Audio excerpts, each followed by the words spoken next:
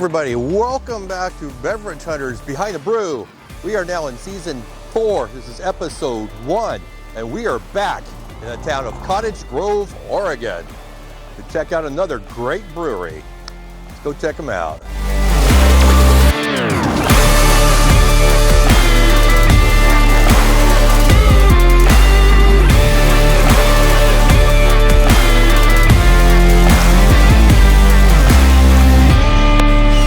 Guys, welcome to season 4 of the story behind the brew right here on the Beverage Hunters YouTube channel. This is episode 1. I'm standing in Bohemia Park here in Cottage Grove, and today's brewery is going to be a fun one. So sit back, grab a cold beer, and let's get to the story behind the brew. Now, where are we at today? We are in Cottage Grove, Oregon today, Dave. And what are we doing here today? We are here to tell the story of another great craft brewery. Which in one? the local community. Which one is this? This is the Coast Fork Brewing Brew Station. That must be the one right across the street. Guys, here we go. Season 4, episode 1. Let's go get a beer. Check it out. Let's go.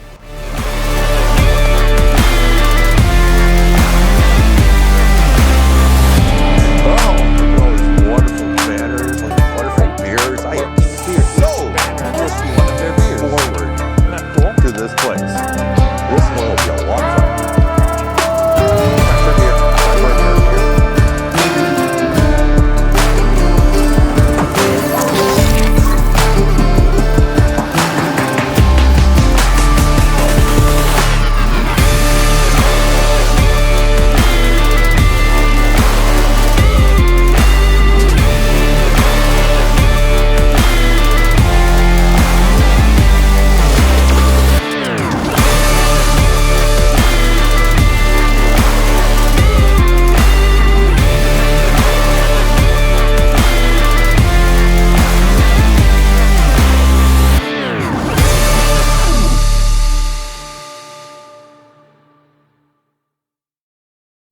Here we are, guys. Welcome to the story behind the brew, season 4. Season 4, episode 1. Episode 1, and we're back here in the beautiful town of Cottage Grove, Oregon. We are at the Coast Fork Brewing. Yes, you are. Very excited to be here. We've been wanting to come here and learn the story for quite a while, and now we're here. This is really exciting. Thank you, Emily, for sitting down with us. Thank you is for really being awesome. here. And guys, make sure you subscribe, leave a like on the video, comment below if you've been here or not. And this is a great opportunity for you guys to hear the story and then make a trip down here. It's just off 5-5, not too far away. Yep. Beautiful little town. Just south of Eugene, about 12, 15 miles or so. Yeah. About 15 to 18 miles. Yeah.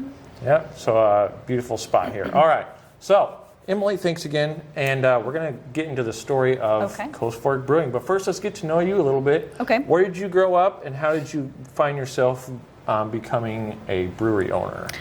Well, I grew up in Cottage Grove, actually. That's awesome. I graduated from LCC and then moved into a program at OSU.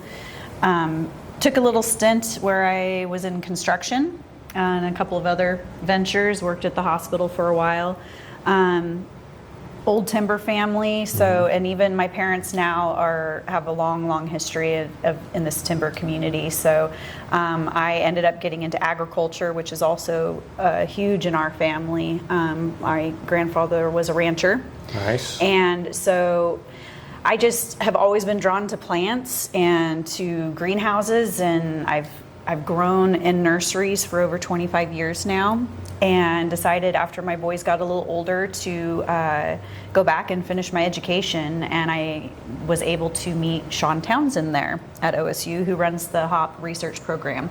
Nice. And amazing man, super brilliant, and he was really kind and took me on as his first intern that he'd ever had. That's really cool. And it was a really fun experience. I got to work with world-class brewers and innovators through both hops and brewing and business side of it. So Roger Worthington was enormous in my life at that time. Very innovative, and he really used his career as a lawyer to push forward the brewing industry. And make it more sustainable. And anyways, so from that experience working with these people, I just knew that my life was going to go in a different direction. Growler filling stations were starting to become really popular, and I wanted to jump on the wagon before it got too huge. Eugene was filling up with growler stations, and at the time Cottage Grove didn't have anything. We didn't have a brewery. We have all the beautiful wineries, but we had nothing to represent beer in our community. And so I decided to start a growler filling station, super small, and we fell into this building, which is a historical building in Cottage Grove. It was a feed store when we bought it, so we decided to go ahead and keep that side so that I could also utilize my horticulture degree. So we still own a nursery, and we still supply all the plant life and everything here. But yeah, we started with the growler fill station, and we've grown and grown and adapted to what the community wanted from us, and it's turned into what it is now. That's really cool. Growler filling stations is something I've heard a lot about, but I kind of miss that era. I didn't really know anything about that. You want to explain just a little bit how a growler filling station works? Is it you guys kind of bring in other breweries or beer to that spot, and you kind of pick and choose what you want? How does that kind of work? Yeah, so a growler fill station, the whole point of it is to have a good representation of basically all the beer, beers, ciders, and at one point they actually started doing wines in kegs. So you were able to kind of get a little bit of everything. I had a kind of a certain way that I adapted our list. Generally, you wanted to have as many taps as you possibly could, because then you can get a full representation. You can get, Pacific Northwest beers on there. You can get beers from all over the United States, but then you could also even go further beyond that and go into the UK, Australia. You could really bring in a really nice representation. Wide variety representation of beer from around the world. That's really cool. So, which is really eclectic, and people like that. It's why certain places have been really successful when they add bottle product in. We did also do that when we first started. We had local beers on tap. We never went out of the Pacific Northwest generally on our taps, but we did have huge coolers that we had beers from around the United States and then also around the world. Wow, that's really cool. Yeah, I remember coming in and looking at some of those beers and impressed. Yeah, we used to do an Oktoberfest, and we would do Old World versus New World. Yeah, oh cool. Yeah, it was super fun. Really because then on the board was all our local beers. All over, the Pacific Northwest. We'd bring in all of their Oktoberfest style beers, then we'd also do the second half of the taps in beers from other regions. Okay. Yeah. And you guys also do, by the way, stay tuned later this year, a big Oktoberfest here in Cottage Grove. We do. We actually still have that event. It has expanded now to a full community event. So sweet. Yes, it is the last Saturday of September every year. Right on. Well, we plan on being here for that and showing you guys kind of what that event's all about. I'm excited to see how that is. It's pretty fun. There's dirndls and everything. Nice. Awesome. So bring your lederhosen. So be sure to put that in your calendars, and you can come out and say hi to us as well. We walk around with the camera and having some fun. Good. So all right. So you went from the kind of the feed store agriculture. How did you get into, or what's your background as far as beer and brewing? How did that start? I started home brewing in the early 2000s, just because to save money like everybody else, and discovered I really loved it. Had a couple of solid recipes that I kept on regular rotation through my own household. Nice. And then as we entered into this business, we just slowly integrated new people. We brought in Stephen Matisse, who's our head brewer, and he's worked with me for 10 years, and we just really had that passion combined of brewing. He had owned a home brew shop in Eugene and had been home brewing for decades as well. So we decided to just combine and start up a little nano brewery. I bought a small system to start that we put in my garage and started Nice. playing around with recipes to dial in what styles we really liked and wanted to do. Yeah. And from there, just one day he said, I want to do this. And I said, well, then let's do it. And so I have a really good friend, Boyd Rink, who owns a construction company, and he really did a great job at building us out on that project. Awesome. Do you remember what that first beer was like that you brewed? The first one, was that good? Was it like? It was bad. It was so bad. It was really bad. And actually, the small system was super touchy. And then, of course, you go into a 3-barrel system, which is what we have now. And these small systems, you have to fine tune them and learn all their quirks. And they just are quirky, and it took about, I'd say, 3 to 6 months for Stephen to really dial in. And then, of course, every time we add new equipment, it throws another wrench into it, and you have to, do a test batch. And then it even went into further where through COVID you couldn't get certain ingredients or the yeast that we had normally used, and so we changed up our recipes during COVID, which was pretty significant for a brewery to do. Actually, it alters your profile. See, as you were talking Enormously. about with dialed in, I mean, I myself personally have been coming in here for the past few years and stuff, and I keep seeing the progression and the improvement. And on that beer, I mean, I remember coming in here, you had only 4 or 5 of your own beers on tap. And at the time they were, all right. But every time I come in, it keeps getting better and better and better. And your tap list keeps growing and growing. Yeah, and that's Stephen, 100%. His growth as a brewer is amazing. Yeah. And we've been doing it since 2019 now. And he's phenomenal. His flavor, his palate is incredible. Everything about what he does is amazing. All right, guys, welcome to the brewing side of Coast Fork Brewing. We're joined by Stephen. Thanks for joining us, Stephen. Absolutely. We just had a great conversation about all kinds of cool stuff in here. But Stephen, let's get to know you a little bit, man. Where did you grow up, first of all, and then how did you get your way into the brewing world? Well, I actually grew up in the Midwest. I grew up in Muncie, Indiana. Wow, okay. Big change. And I met a girl. I had my father lived out here. Okay. And I graduated from high school in '91. I just dated myself, but and I moved out to actually Ellensburg, Washington, initially, but I was only there for a few months, and the whole family came down to the Eugene area. So, I was kind of in the Northwest right when things were starting to kind of pop with craft beer in the very early days, like Pete's Wicked Ale, and of course the hallowed Sierra Nevada Pale Ale. Yeah. These are things that, from a Hoosier, it was a whole new world. Like, I wasn't actually, I'm not going to incriminate myself, but of course I wasn't old enough to drink beer. But yet I got, for vicarious reasons, I got chances to try these beers. It tends to happen.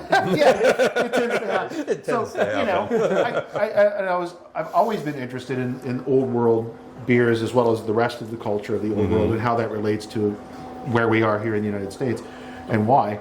And so I was interested in traditional brewing, and I actually think my folks back in the 70s, as a lot of people did in the Midwest and probably everywhere, made wine in buckets and stuff, Right. like berry wine, and it was awful. And but when Carter repealed that law in '79 that allowed people to have homebrew shops and stuff, and it was actually kind of it was an open thing, everybody got into it.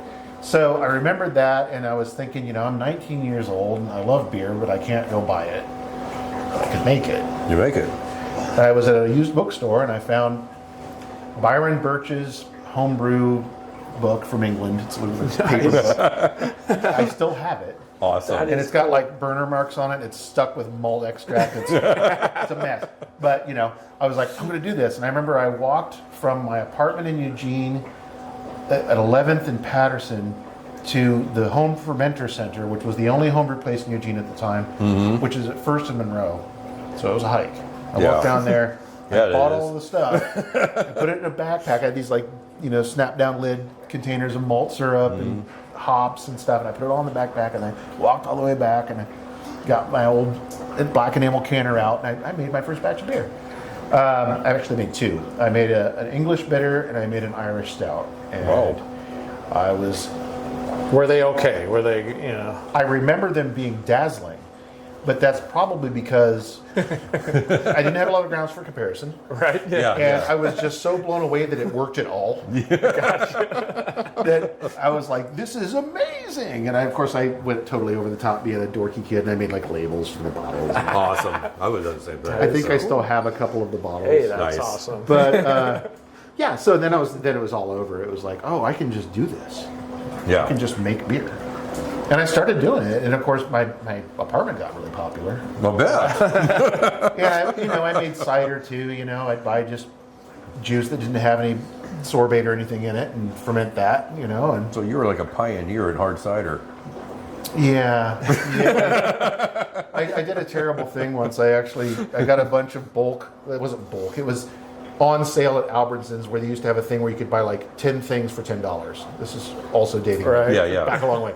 So like they had 1 gallon pure apple juice, 10 for $10. Like, Nice. I got 2 5-gallon carboys, right? I've got an idea. So I made this cider. And, if you just fermented it, probably would have been like 4%, but I'm like just pouring sucrose into it.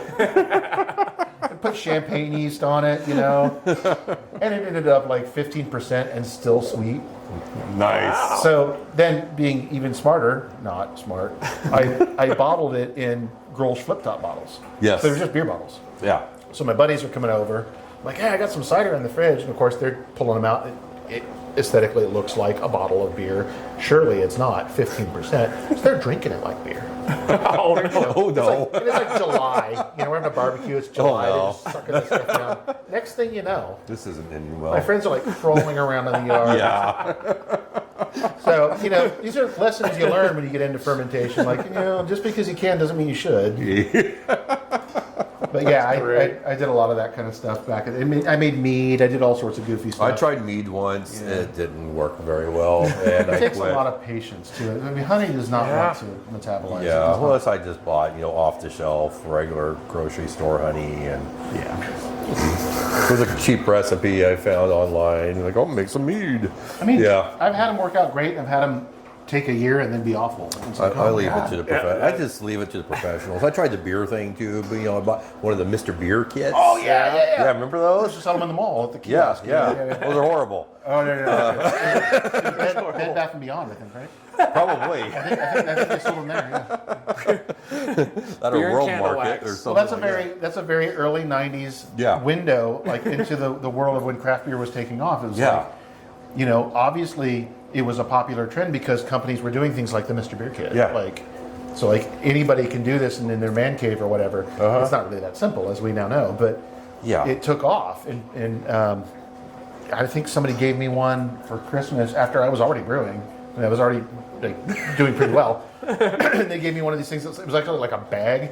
You hung it on the wall and you push this thing into the cap, and it injected the yeast into it, and then just swelled up on its own. Oh my goodness. And a spigot at the bottom. It was awful. Okay, so we go from home brewing and getting into actually becoming a brewery owner. But what beer or what brewery kind of caught your attention that kind of fueled that I want to make beer like that kind of a thing? Well, or was there anything? Not particularly. Stephen and I have always liked Sam Smith's from the UK. Okay. And Good beer. we actually, a lot of our beers, we have styles that we really like. So we love an Irish red, but we like it to not have that burnt flavor. We want it to be a very smooth Irish red, one that anybody can hit anybody's palate. We wanted a very straightforward stout, one that anybody who likes stout is going to like that beer. It is as smooth as something as Guinness. You just want it to. Low alcohol content is really our goal.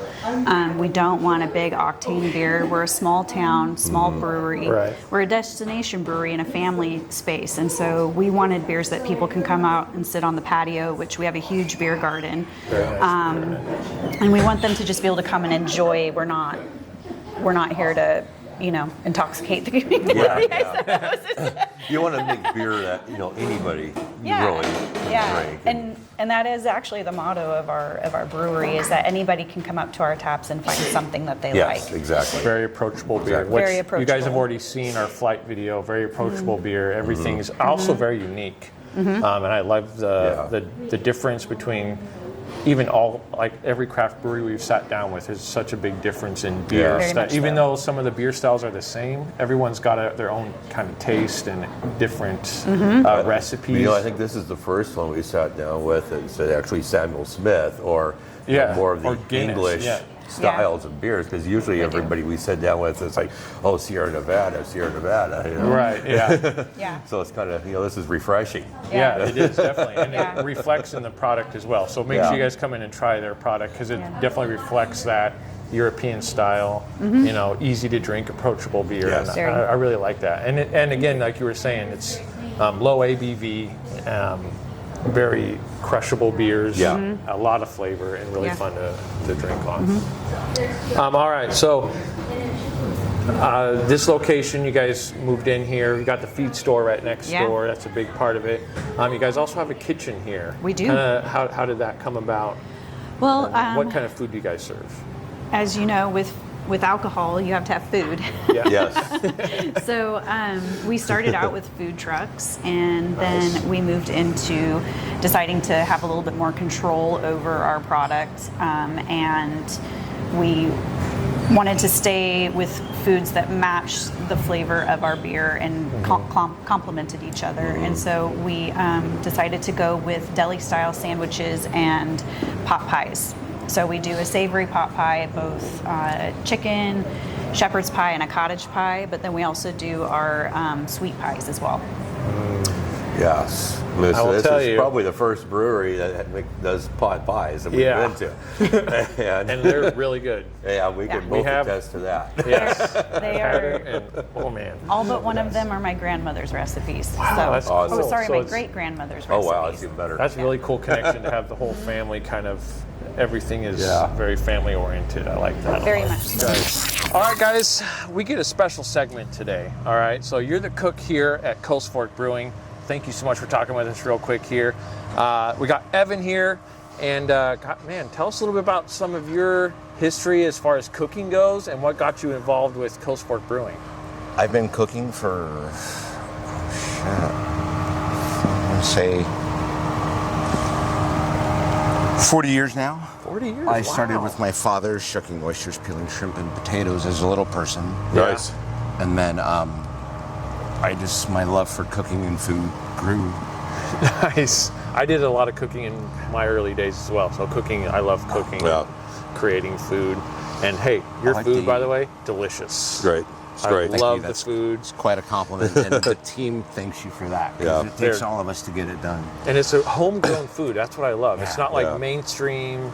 It's more taste of the local area. All of our kind of food. pies, desserts are made by Dale, and she makes them every morning, or Tuesdays and Fridays. Oh, that's great. Awesome. Scratch pies, scratch recipes. Nothing comes out of a can, but like what would come out of a can?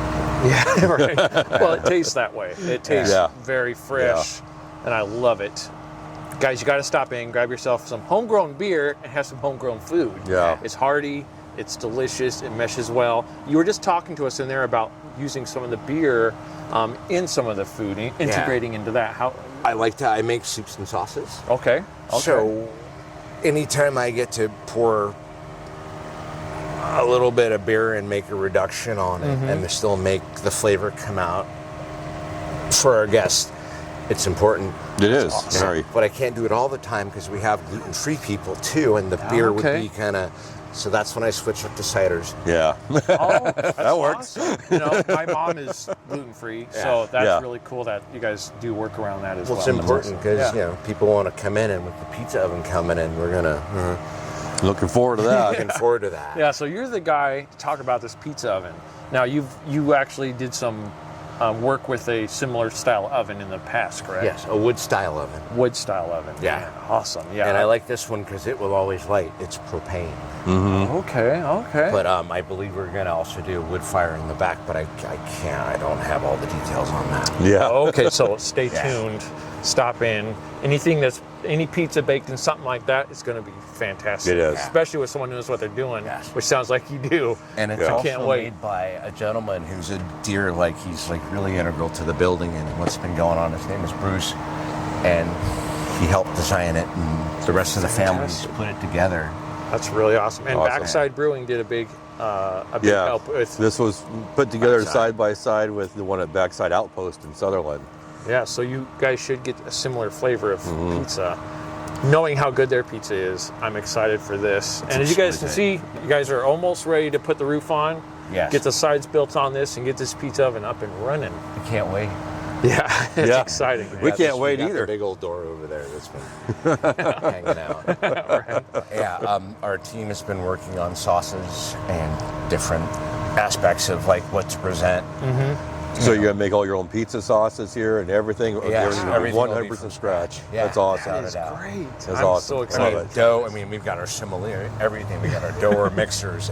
Everybody is. Oh yeah. I had some enthusiastic fun about back it. in the day making pizzas, and I love making pizza. Yeah. Pizza is a staple. Yeah. Here in See, I can live America, on it's pizza a and staple. tacos. You know? Yeah, If that was pizza all there and was in tacos. life, And chicken wings. yeah. Chicken wings. Oh, And good bourbon, right? and good. All right. Well, hey, thank you for talking with us real quick here about it. Guys, their food is phenomenal. Stop in here, grab your some lunch, dinner, whatever it is. Grab a cold beer and sit back and relax. And ask for dessert.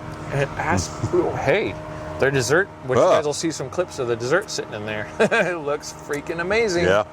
All homegrown. So I'm excited. We're about to go eat some lunch right now and just kind of chill out for the rest of the day. Thank you. Appreciate it. Guys, pleasure. compliments to the chef. Chefs. There's Yeah. there's a bunch of A whole team. The whole team here at Coast Fork does a great job. We'll Yeah. see you guys later. Stop in. Bye-bye. And as far as distribution goes, how does that look for you guys? Do you guys do any distribution? Is there plans for that? At this time, no. We had discussed it prior to COVID. After that, we just watching the market. The brewing industry is changing, and we decided to do something different and just be a destination brewery. So we won't distribute. We don't can or bottle. We want people to come here and experience Cottage Grove. We want people Yeah. to come to our community and see us and see what we do, and really. We complement other businesses in Cottage Grove, and they complement us. Yeah. Okay. And That's so great. we I like we it. decided to not throw that into the banks yet. It can be very expensive. Yeah. And we decided to not invest in that equipment. I like that. You know, good. when we first started doing the show, I really was like, I thought it was a better idea to have distribution for small breweries. Yeah. Because I was like, yeah, get your product out there. Get, more people are going to get to see it. But then as we learned, as the show grew and we talked to more breweries, Yeah. and then I learned how expensive it is. 'Cause for And some breweries, that has been their death. it has been a lot It of has breweries' been. downfall, and it just turns into a whole nother headache. Yeah. Yeah. Where if you just keep it, Keep local, it small. keep it keep right it here. local. Now people have to come here to try it, and Yeah. it seems to be more financially Yeah. a better idea. Oh, definitely. I And think it so too. and it does suit some businesses better than ours. Yeah. But for our model, our business model, it just doesn't. Yeah. And I don't really want to do sales. No, I can't Yeah. blame you. Yeah, it's a whole nother world of headache and paperwork. Most and, definitely. money and And I do yeah. all the paperwork, so the less Yeah. the better for me. I think keeping it exclusive to one area. I mean, I'm sure you guys do cakes once in a while to certain events or whatever. But Yes, we do. Yeah. But keeping everything exclusive to one spot where it's a destination now. I Yeah. like that, and you get to taste the the area, kind of the community comes through that beer, and Yes. Yeah, it's drinking it good. in that location means a little more, I think. Yeah, Yeah. and it really does actually take it back to where breweries originated, which is that's how it worked. The breweries were the local pubs, Uh-huh. and for us, that's what we wanted for this place was to be the local Yeah. pub, Be and your neighborhood pub. So, where yeah. everybody, everybody walks in, and there's familiar faces, and the ones that aren't familiar, they get to know the familiar. So, Yeah, I like that a lot. Yeah. Yep. Drink local. Yep. It's our- absolutely, It's one of our taglines. That's what we're all Drink about. local. absolutely.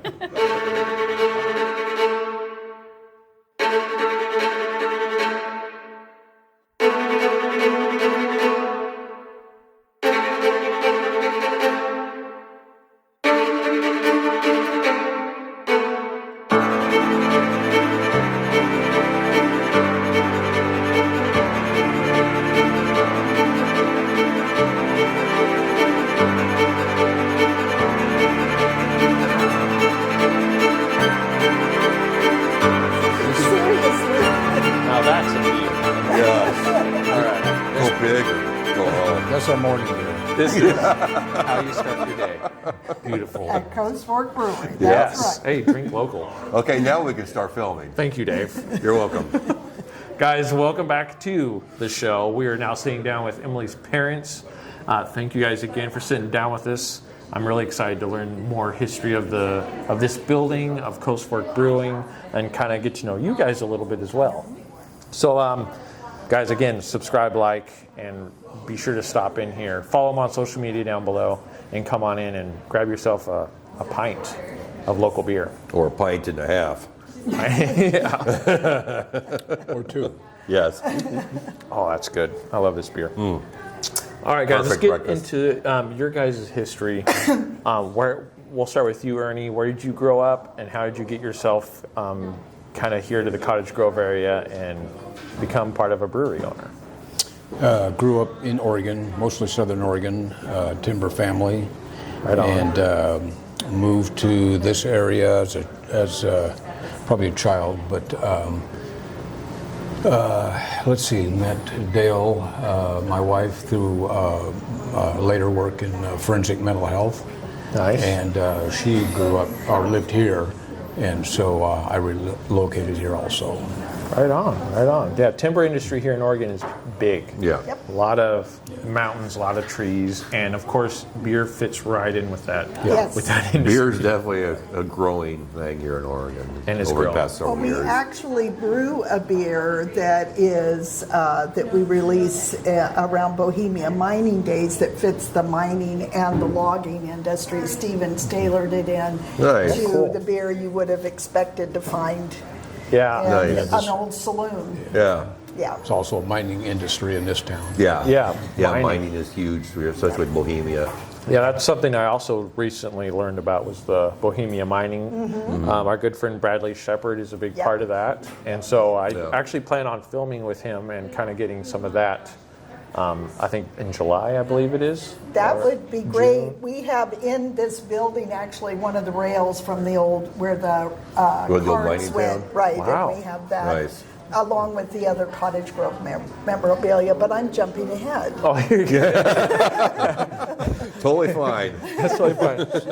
So Dale and I was going to invest some money, and this building next to us was a feed store, and they were going out of business. So Okay. we bought that to put two kids in business here, and Nice. then when we got the rest of the store, Emily decided we should do a growler sale, and so that's how this kind of escalated. But It did. Right on, right on. So how many children do you guys have? So I have 3 children. We have 4 children together, and he has a son. One of my children, Emily's brother, passed away a year and a half ago. Oh, I'm sorry to hear that stuff. Yeah, that was really tough for the family. I have Yeah. to say just how incredible this Coast Fork family is. You know, it really softens some of that loss.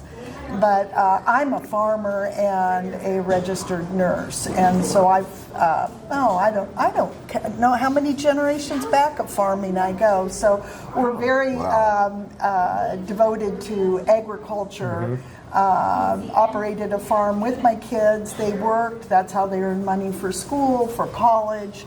And so this was just a logical transition for us. Yes. Yeah, it kind of fits in quite nice. Agriculture, brewing, it all very fits in quite nicely. And I can tell definitely in this area as well. and we're still farming now. We just left our greenhouse where we're getting all the vegetable starts to sell here. Nice. Right on. Well, I That's appreciate what we'll go it. back to soon. You are welcome. You will eat some of those, and then our beautiful beer garden is full of the plants we grow. But, that's cool.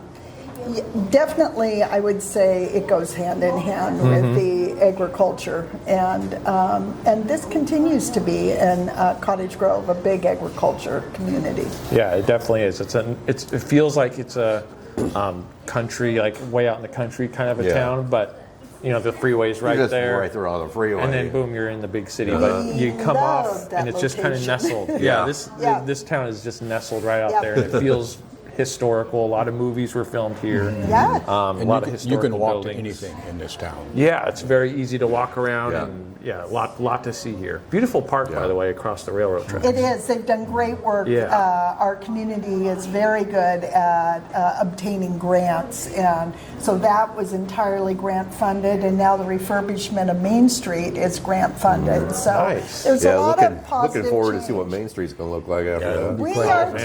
That's Getting gonna it look good. opened up again would be awesome. Hopefully soon, before summer. Hopefully soon. Yeah. Hopefully- Construction, you never know. No, you don't. All right. How about the history of this building that the brewery currently is in? How did you guys acquire this, and what is the history behind it? Well, this is the McCoy Motors building. It was completed in 1939. Prior to this building being here, it was a gorgeous old house that was actually moved and resettled over in the neighborhood by the Coiner Park. Okay. So it just got out of the way. It didn't get torn down. Good. And That's cool. so this was the Chrysler Dodge dealership. Awesome. And it is part of the historic downtown. We have historic designation. And we loved that. When we decided to go into business, we would invest in our family and in the community. We were hoping for a building like this, and just at that time, Mary Copel, who was selling, let us know that she would love to find the right buyer, and it fit all of our needs. Awesome. It's a great building. We've done a lot of refurbishment on it, wiring, plumbing, Everything. everything, Roof roof, to the sewer system. paint. With older man. buildings, that needs to be done. It's all done now, and some of the things we've done, like this whole wall, these are the bleachers out of the junior high that they tore down. Wow. Oh, wow. And the bar is a sign off of Main Street from the automotive store. That's cool. Yeah, It was built by our fire marshal. Nice. yeah, the bar was built by the fire marshal Nice. because he salvaged the sign. Yeah. That's awesome. So we really And he's an reflect artist. Cottage Grove. He is. He's amazing. So we really tried to retain this cool Art Deco quality of this building, and in what we bring in to have it reflect our community. And so people will get I think when they come to visit us, they'll get a nice flavor of what Cottage Grove is about. Certainly the beer garden wasn't there, and so we've completely done that. And we've really enjoyed and appreciated the opportunity of turning an old garage into a pub. And we're a pay-as-you-go kind of a family, and so it's taken a long time. It's taken us 11, 12 years to get to here. Yep. Okay. But we own it. That's Which is awesome. awesome. We're not That's that great. anymore. Yeah, I like that a lot. Yeah, it's really cool how there's so many different breweries I've been to that were in our buildings that used to be auto dealerships and stuff like It's that. perfect. This building's been quite a few different things since then. There was a mechanic shop several times, and there was a motorcycle shop. So did you guys own the feed store before this building? Yes. We bought it all together, but we didn't Okay. get this part until like 6 months later. And, Okay, and then okay. Emily already had plans for it. Emily definitely had plans. Yeah, this is all Emily's fault. This is her baby over here. So we originally opened the Nice. feed store, which isn't just a feed store. We have all the fermentation goodies. If you want to make beer, you want to make wine, you want to make Beekeeping. kombucha, cheese making, sourdough. We carry all of those products for the And all community. the crockery and all. Yep, crockery, good stuff. We're a full garden section, so we haven't lost that side of our agriculture roots. We encourage people to grow their own. Our nursery only grows open pollinated and heirloom plants, so you Awesome. can seed save so yeah, that really got us going. Certainly saved us during COVID when it was deemed an essential business. Yeah. But it was the springboard for Emily's goals. I mean, she's an OSU grad in horticulture and specialized in hops. What was she going to do? We were so surprised. She wanted to open a brewery. Like, really? And the COVID time is when we did our outdoor beer garden with Yeah. the big Okay. tents. Yeah. Keep Yeah, you that. guys. We got bigger plans for this here also. Oh, so there's more to come in the future. Yeah, look, awesome. we've got a Okay. secret. Yeah, yeah. For First Okay. we'll get the There's no pizza. end- there's no We'll end get the point. pizza oven going It's first, just and then evolution. we'll- There's no end point. Yes, the pizza oven, which we need to talk about. So, guys, make sure you stay tuned, stop by, follow them on social media, and you can see how this is going to. So maybe in another year or two, we'll have to come back for our return. We will. That's right. We'll We definitely better come back. get back here before. We'll be back. We're gonna One year watch is going to see a you. big change. Good. Oh, I'm excited. All right. Well, actually, in just a few months, we'll finally get our wood-fired pizza oven online. Oh. Yes. Grandson Braden is building the cover for it now, and so we'll fire it up soon. That looks really good. Real quick, talk to us a little bit about that pizza oven. How did you guys come about this pizza oven? Well, Emily, as is the brewing industry, we've learned that. We didn't know it well, but we certainly are better acquainted.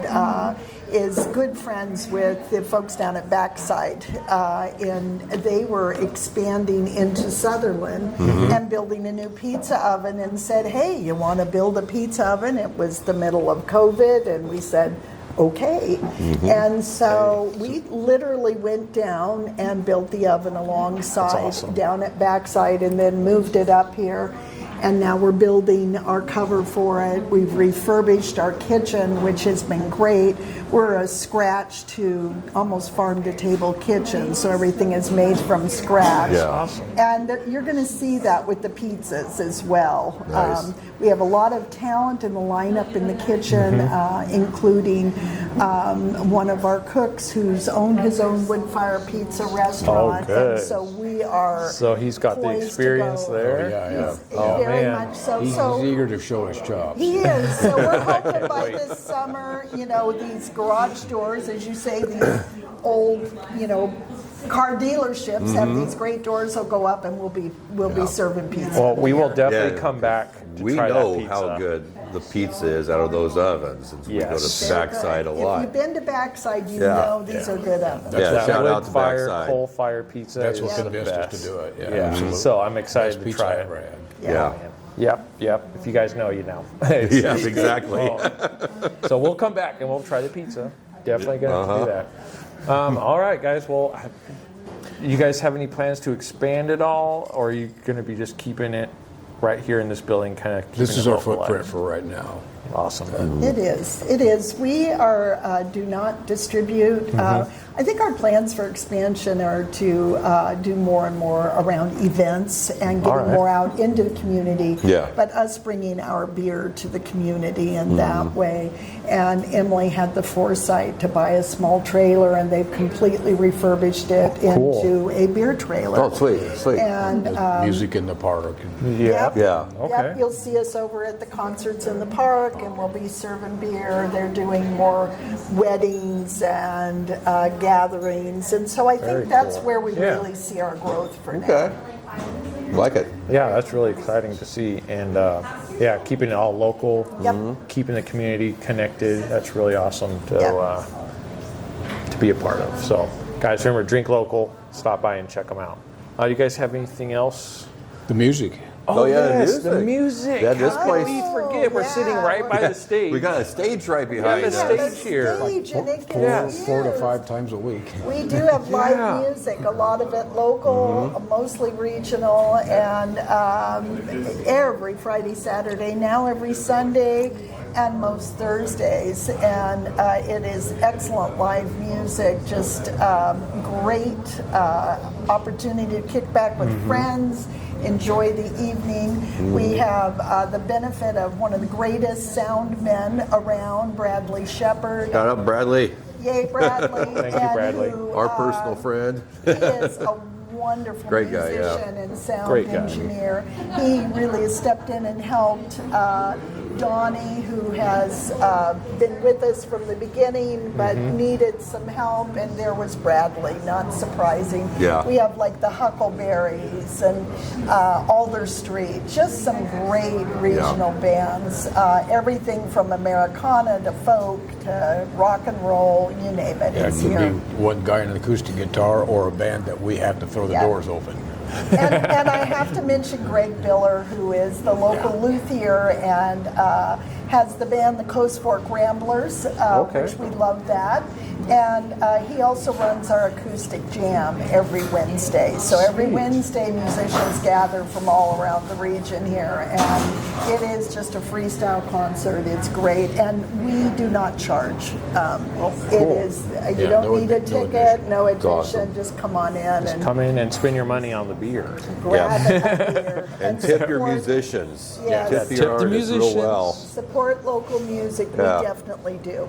Hey, that's great. Local music, local beer, it all Yeah. meshes together very well. You get to hear local and you get to drink local. That's right. Mm-hmm. So we're going to have to get some more shirts out, Dave. Yes. Local We'll music. have to. Listen local. I don't know. We'll And figure we it out. appreciate you guys just for bringing thank the you. message Thank to to the people in not only our community but beyond, and we really appreciate you.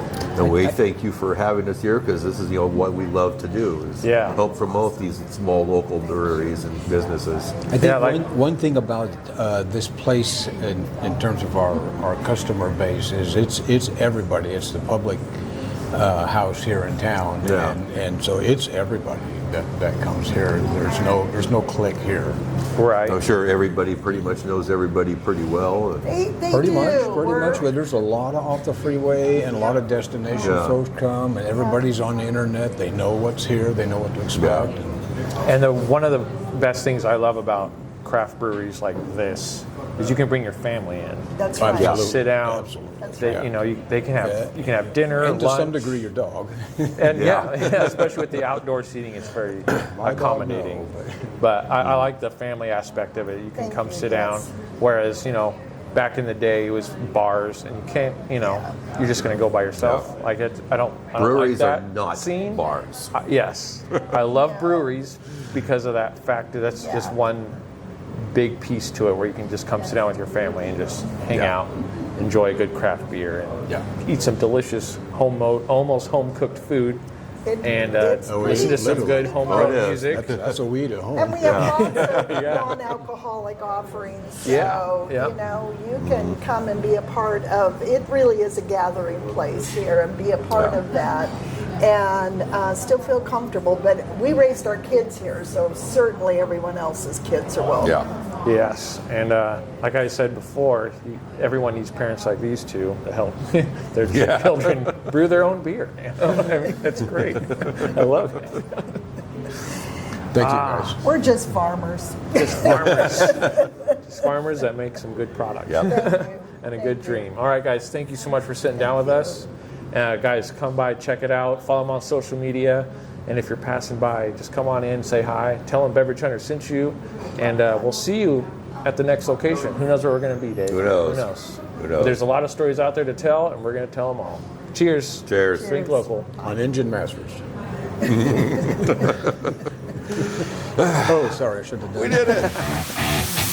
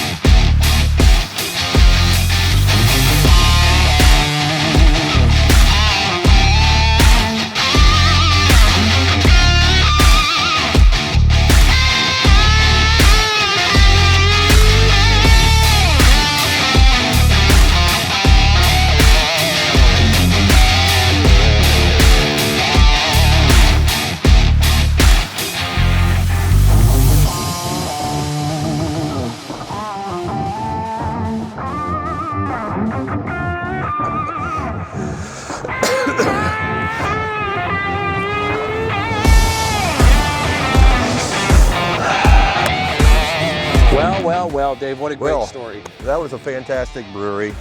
Love it.